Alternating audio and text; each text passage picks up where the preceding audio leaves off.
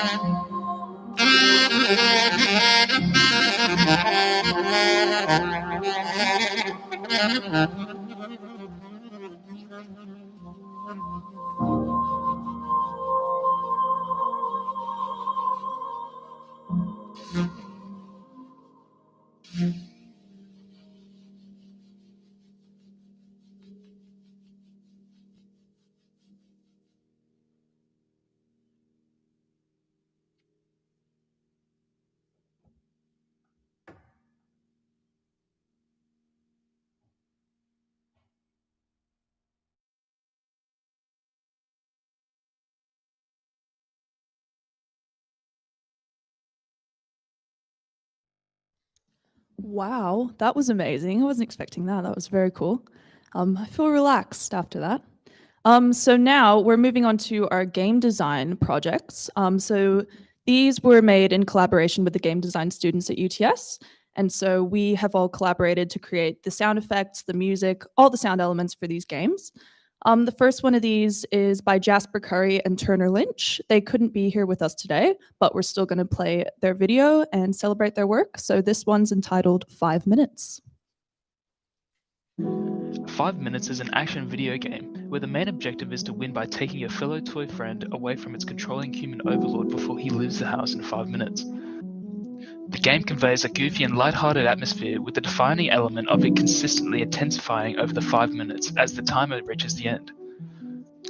We approach designing the music to be similar to other video game music, associating with party games similar to Fall Guys and games with a goofy aesthetic similar to Hello Neighbor, which both are inspirations for 5 minutes. The production techniques reflected these genres by being produced mainly through digital synthesis, providing a video gamey feel to the music. Apart from the main gameplay music, menu music, cutscene music, and sound effects were also designed for the game.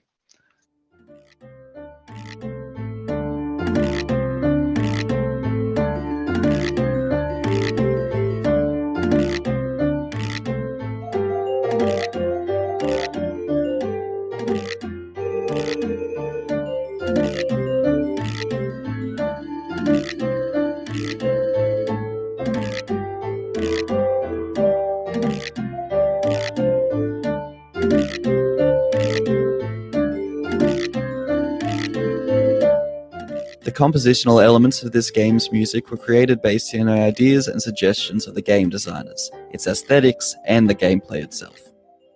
As part of the challenge of this game is its 5-minute time limit, we knew we needed to build a feeling of intensity and stress as the time runs out. To really bring this intensity out, we contrast by starting with a melodic piano that's almost a peaceful progression, and seems to feel more like someone practicing piano in their house rather than the game music itself. This had two benefits. One, it fit the location and feeling of the game at the start, and two, it doesn't distract a player first learning the mechanics and the objective of this game. As time progresses in the game, percussion and a driving bass are added, as well as the syncopated melody lines and trills that come in to bring energy to the game as the player works to achieve the objective. Instruments such as horns are later added to take away that someone practicing piano vibe and instead give it more of a cinematic, heroic vibe. Similarly to the horns, our choice to add guitar as a melody is done with the intention of bringing an action feeling to the game as it progresses. In the last 90 seconds of the game is where the music intensity really picks up, putting the player on the edge of his seat. A time-based ping-pong synth line is used, and the rhythm and panning of the synth really gives a feeling of urgency in the sense that the time is slipping away. Now, the final section was designed to make you stressed and agitated. The additions of melodies in the higher register, a ticking clock effect, and ascending plucked triplets create a polyrhythmic sound mass, making the player think, "Oh, lordy lord, if I don't kick my ass into gear, I'm going to lose this game."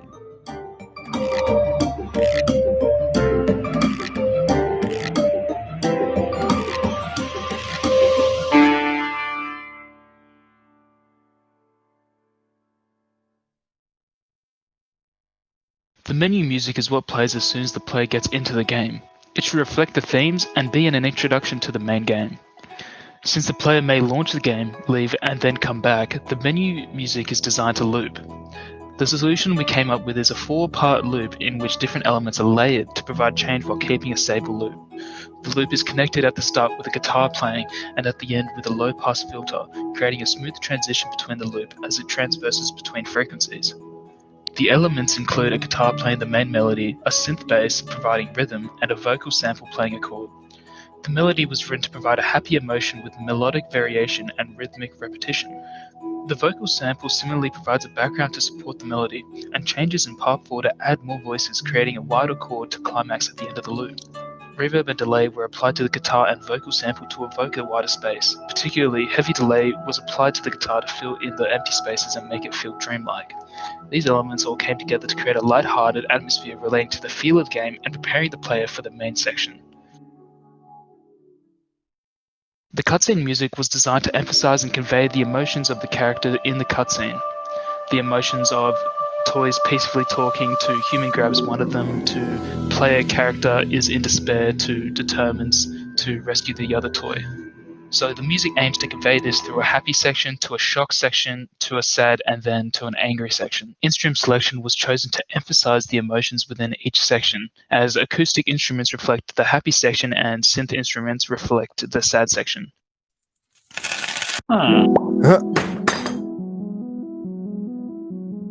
The sound effects for this game were relatively simple. They're household bass sounds, that being where the game is set and all. Things like running taps, light switches, white noise, and TV static were all needed as the things that the player can interact with and use to distract the AI.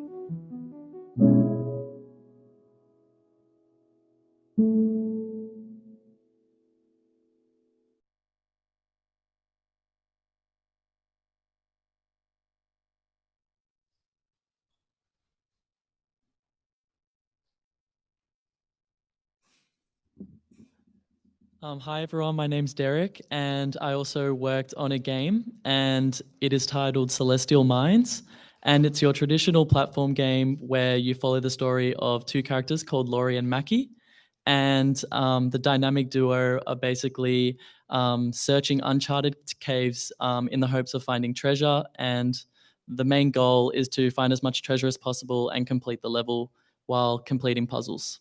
Thank you.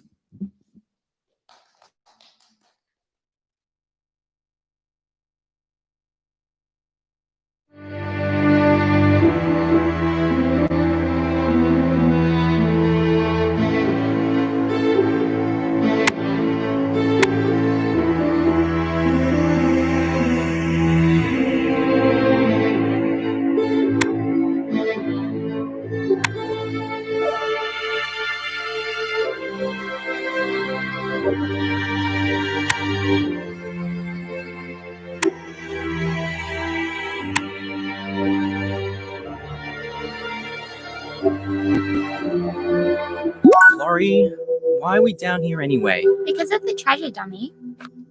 And the last 5 dead-end caves with nothing in them. How is this one different? It just is, Mackie. I can feel it.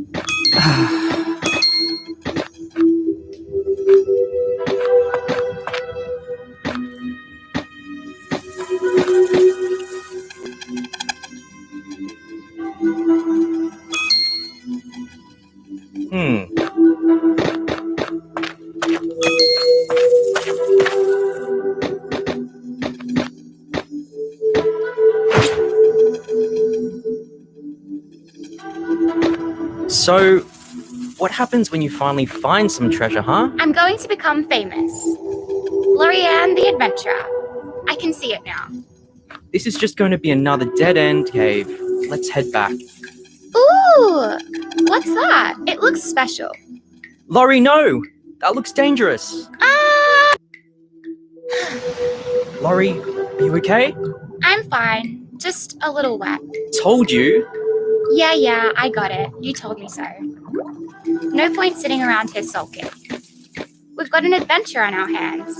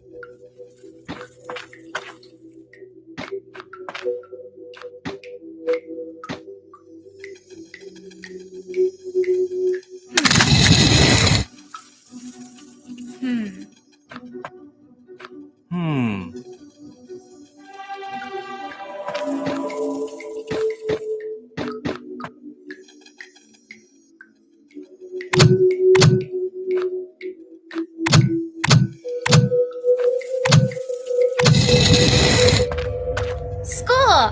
I spy with my little eye. Something You sure you should be touching that? If I wasn't meant to touch it, why'd they just leave it here? You're gonna get cursed. But shiny.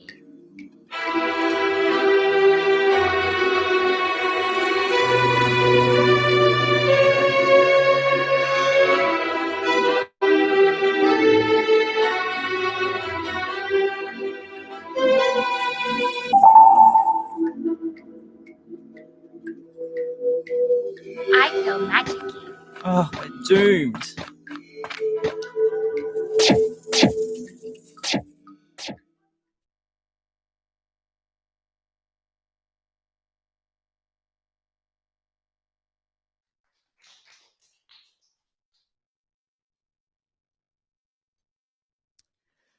Hey, so I worked on the game Switcher, which is a first-person style arena-based shooter. It's fast-paced. I did the sound effects for it, and my partner Noah, who isn't here today, did the music for it.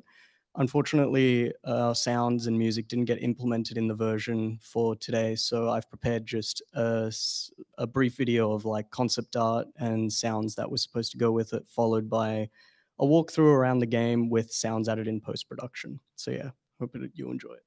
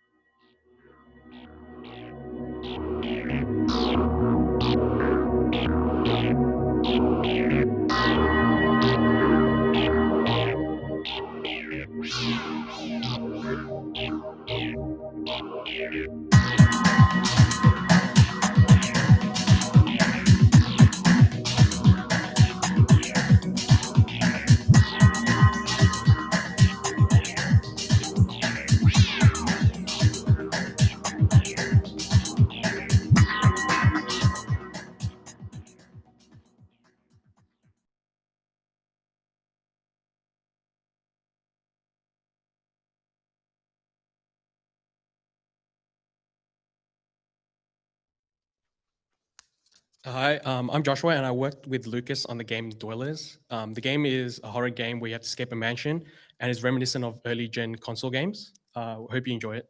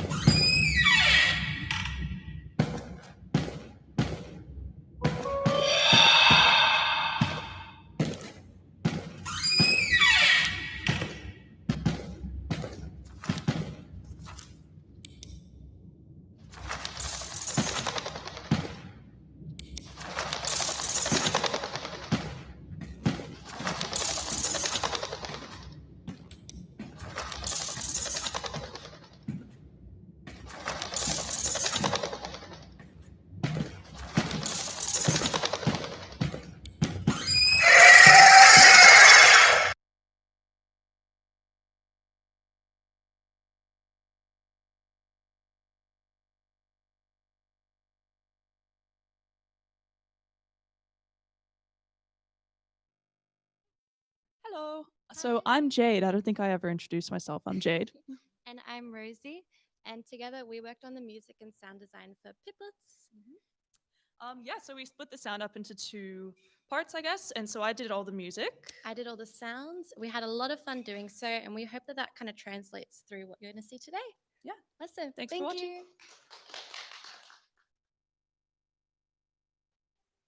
For our sound project, Jade and I worked in collaboration with the game design students to create the sound and music for the video game Piplets.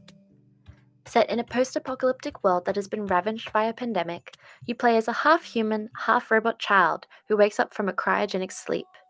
You find yourself alone on a plot of land with only a greenhouse, a small bedroom, and a basement to call your home. You have no backstory, and you can't recall exactly how you came to be here, but your cyborg character does have a mission: to tend to your greenhouse, harvest crops, and craft materials to send to the dying outside world. It's a lonely existence, but don't worry. As you progress, you can unlock new areas and collect farming companions named Piplets. These sprightly spirits befriend you along the way and may even hold the key to unlocking your past. Hi, I'm Jade. To set the tone of this game, it was important to compose a suitable soundtrack. The game designers provided some musical inspiration, including Legend of Zelda, Stardew Valley, and Animal Crossing. Drawing from these, I first composed a main theme on piano. The main theme would be used for the greenhouse. It should be catchy but relaxing. I chose to write in a major key to fit the visuals and mechanics of this game, which were overall lighthearted and fun. But I added some dissonance at times to remind the player that the world they're living in is not quite as it seems.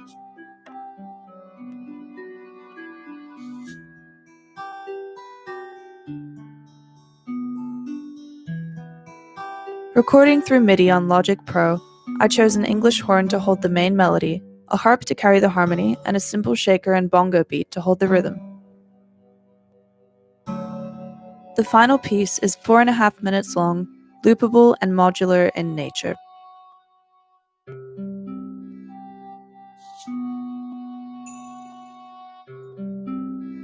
The game designers wanted a slow pace, and we eventually landed on a tempo of 100 beats per minute. This tempo follows through to the outside theme, which is more upbeat than the greenhouse.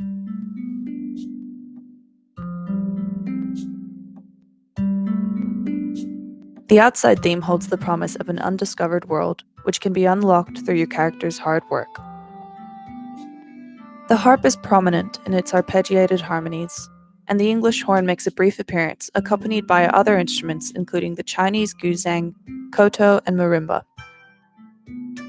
This piece is 2.5 minutes long, loopable and modular. Traveling back inside through the greenhouse, you can access your bedroom. The game designers wanted this theme to be chilled out and slightly cold feeling, so I chose to use a new instrument sound, an electric piano.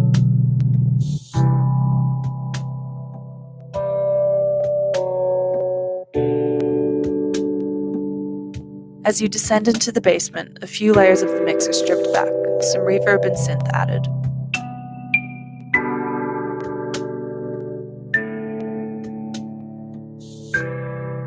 The basement was described as ancient and dreamlike by the game developers, and it's the place where you eventually learn about your character's past. The addition of heavy reverb adds to the dreamlike nature of the basement, while the light synth sounds make it unique and convey the significance of this space. Apart from the 4 main area themes, there's also a theme for the character Terminal, the robot who helps you send your goods to the outside world. This song is a reworked version of the main theme, using classic analog synth sounds reminiscent of the 8-bit style to convey Terminal's robotic nature.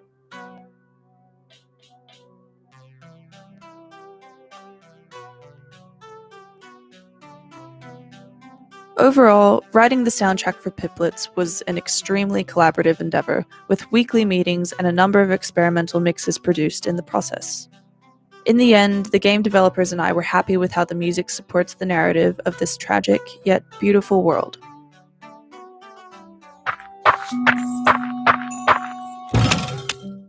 Just like the music in Piplets, sound plays an important role in bringing the story and player actions to life. Piplets has a very cutesy pixel aesthetic, which I tried to showcase through my sounds. Most of my recorded sounds required some editing, as on their own, they sounded a little bit too realistic and didn't quite match the art style of the game. One such example of this was my recorded water pouring sound, which was used to accompany the plant watering action. After an early stage in-game sound test, I realized that this sound would require some editing, as the sound didn't quite work well to signal the action being taken by the player. I found that using a Bit Crusher plugin in Ableton gave the sound a more retro and 8-bit feel. I also found it very interesting to watch non-developers play the game. After watching their professor, Jamie Garcia, play through the game, I decided to make multiple changes to my sounds. One such example of this was in the game's Cell feature, that at one point made this sound. After seeing this playthrough, I decided to change it to a more subtle, less annoying, and spammable sound, as initially I never imagined someone to press that button more than once.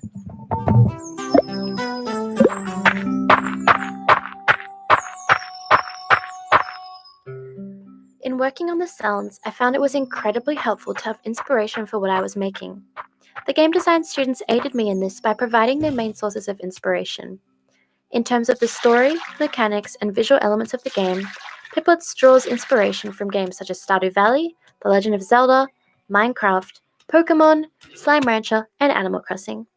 Luckily, I have played most of these games, so understanding their inspiration was very easy for me. My personal inspirations came from Breath of the Wild, Animal Crossing, and Stardew Valley, for their use of stylized sounds seen through player actions, user interfaces, and interactions with their respective environments. I gained a lot of this inspiration, as these were most of the games that I was playing during my free time. While drawing inspiration from other games was a large factor to my sound design process, I also spent quite a lot of time referring to Piplet's storyboards, character designs, and backgrounds as they were being developed. Having the game's storyboard as early as day one helped immensely in aiding the creative process, as it is a lot easier to create sounds to fit a specific aesthetic when you are able to reference exactly what that aesthetic is. Lastly, for this project, I had the unique opportunity to use Wise as my main digital audio workstation. Unlike previous projects where I have mostly worked on Pro Tools or Ableton, using Wise has enabled me to work closely with the game design students, as Wise is linked to Unity, the engine that they use to create the game. Initially, I spent quite a bit of time learning how to use Wise. However, when I eventually became comfortable using it, it allowed me to make edits and direct the sound exactly as I wanted them to play in-game. I learned multiple techniques, such as creating randomizer sounds and sound sequences that can be heard in-game through the footsteps, ladder climbing, and plant harvesting chimes. Learning the capabilities of Wise prevented any confusion for the game design students, as I was implementing the sounds into the game myself and making edits that wouldn't require any more effort on their side. That brings us to the end of our presentation. If you liked what you saw today and would like to know when the game will be available, as well as where you can play it, please feel free to send us an email. We hope you enjoyed our presentation and look forward to the release of Piplets.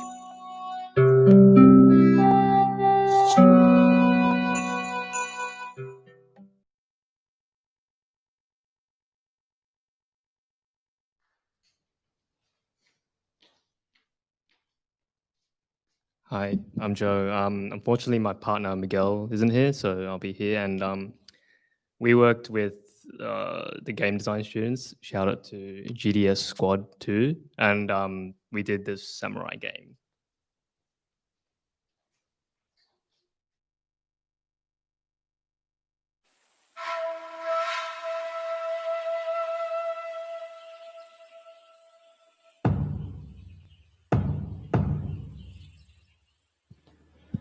Hi, and welcome to a playthrough of that one samurai game. My name is Joseph, and I am one of the students that worked on the music and sound design of this game. That one samurai game, as the name shows, is a hack and slash action game set in feudal Japan. Players are given control of the Ronin and will face challenges as the game progresses. While working on this game, My partner Miguel and I looked through various influences of traditional Japanese music and orchestral soundtracks of games such as Sekiro, Total War Shogun, and Ghost of Tsushima. Utilizing sound samples, we leaned heavily into traditional Japanese instruments such as the shamisen, shakuhachi, and the koto. The sounds you hear in this game were recorded in the studio using Foley.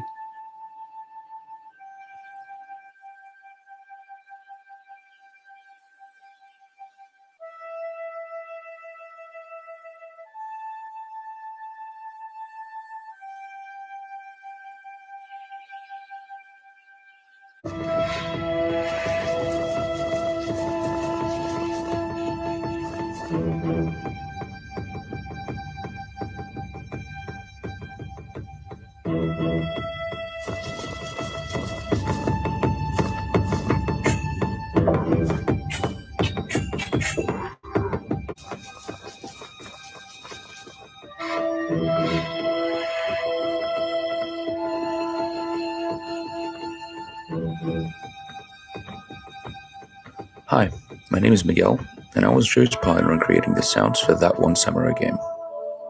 With all the sounds in this game, we aim to have an authentic Japanese sound, and through the use of traditional Japanese instruments and riffs, I think it is safe to say the sound matches the aesthetic.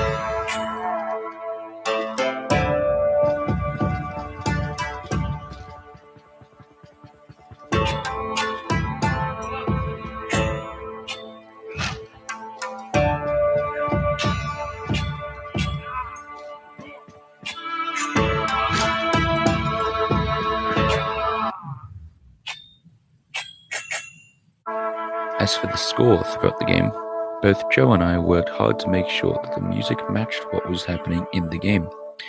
Whether that be intense combat or admiring the atmosphere, we hope to have added to that experience with the game score we have created.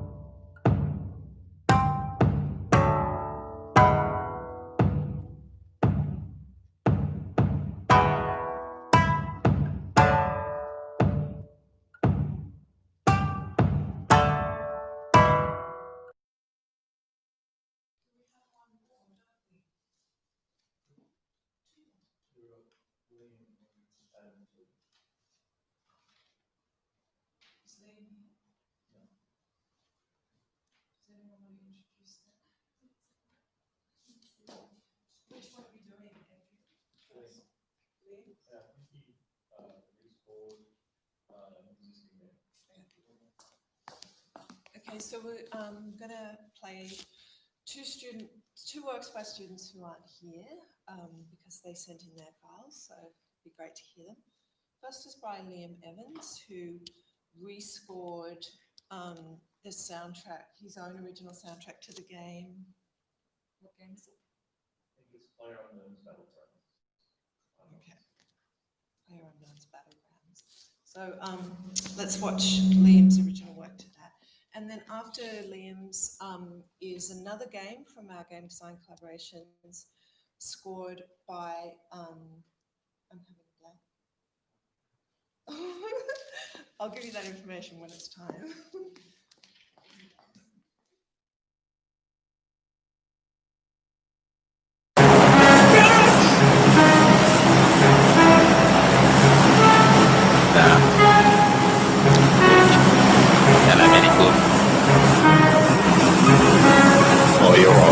Where do you want to go?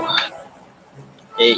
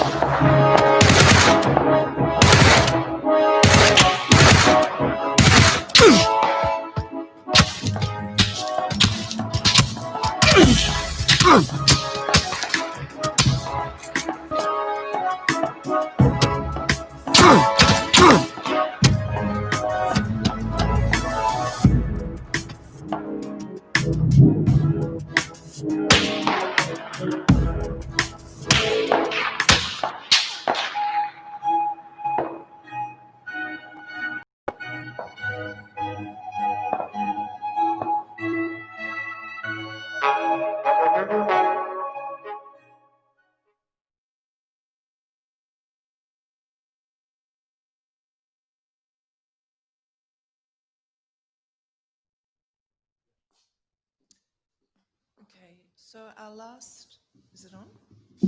Yep. Our last piece for today is from Adam Rajnovic and Toby Lee, and the game is another game design collaboration called Oligopoly, which I don't know much about, but let's watch their video and find out. In the main menu, I used an ambient brassy synth with 30 seconds of very wet reverb and next to no dry signal, giving it a spacey, futuristic sound. I got the main menu selector from the UTS sound effects library, which I chose for its bright nature, which I shortened and used a light low-pass filter because I thought it was a bit too bassy. For the mouse click, I used a blend of edited synth noises and sound effects from the library. I wanted it to seem full-bodied and strong, so I used a metal click with a strong high-pass filter to make it sound a little bit wooden. 2 sound effects of bodies hitting the ground with high and low-pass filters, a car door slamming, and a bucket being hit with an EQ to reduce some harsh noise. In the main game, I wanted a gentle brush type noise to indicate anything you could click without it getting too overbearing, seeing as though it could be the sound you probably hear the most in the game. For this, I manipulated a synth snare, got rid of the initial impact, and made the snare sound stay the same volume for a short duration before dropping it quickly, as well as using a high-pass filter to reduce some of the grit. For the notifications, I used 2 different sounds from the library, one being a futuristic computer alarm to represent something bad going on, and one something you could imagine to be a regular text message in a futuristic setting. The slot machine plays a large part in the game, so I wanted it to sound exciting but familiar. So when it's spinning, there's a mix of different kinds of guns, a staple in most popular games today.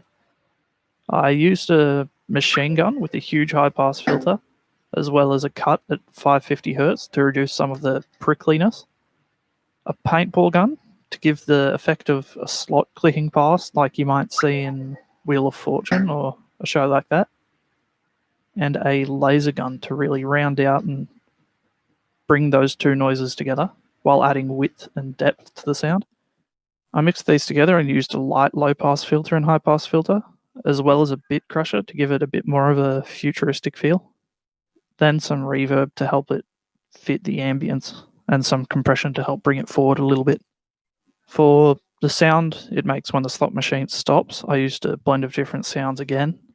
I used a short and sharp synth noise as a foundation, an old school jump sound effect, similar to what you'd hear in a Mario game, that I made with a synth to add a technological vibe, an acoustic guitar string being plucked to bring a little bit of presence, and an error notification similar to what you'd hear on a PC to help fit the theme. As the base game is set as a dystopian futuristic world, I wanted to have a more eerie and desolate feel. The intro was consistent of 2 horn samples to set the mood. I chose to use horns as it provided a strong indication of something grandiose that was to come. Underlying these horns was a synth sample that comes and goes to create an unnerving feeling of something sinister. Heavy orchestral drums then come in and were used to set a tempo and beat to the piece, which I thought was quite fitting as the game was one about multiple states and countries, and orchestral drums is very fitting with something universally huge.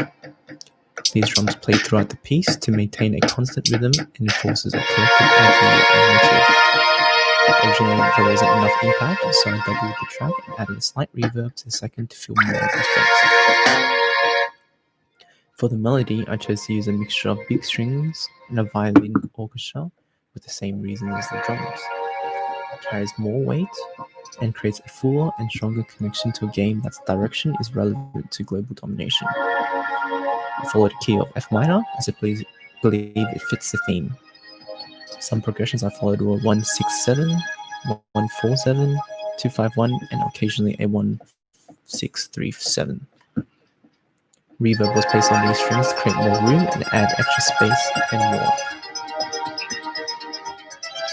During the second section, I added a space synth playing in arpeggios, which I chose as it added to the futuristic dystopia that is presented in this game.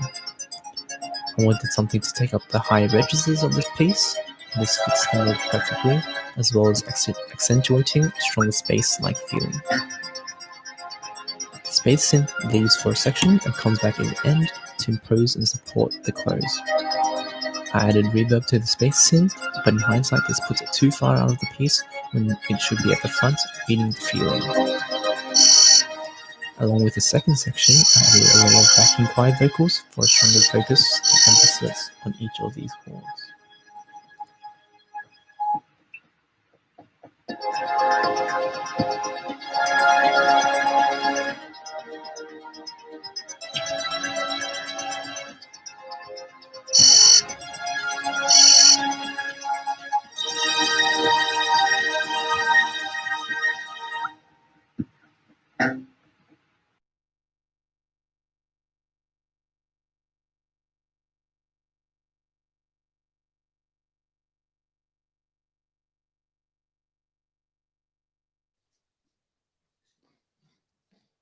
All right, cool. So that signifies the end of everyone's project presentations. I think we're off to Bar Broadway now to go get a few beers. So congratulations, everyone. Let's go celebrate. Thank you for watching, everyone at home. Where's the camera? There it is.